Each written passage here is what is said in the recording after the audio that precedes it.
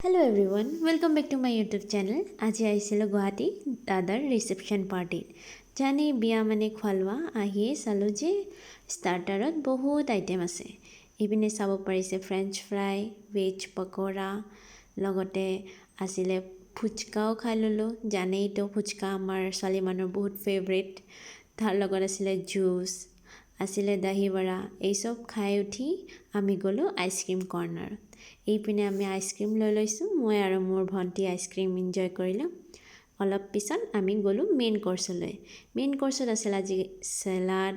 তাৰ পিছত নেমু চাটনি আচাৰ পাপৰ বেগুনি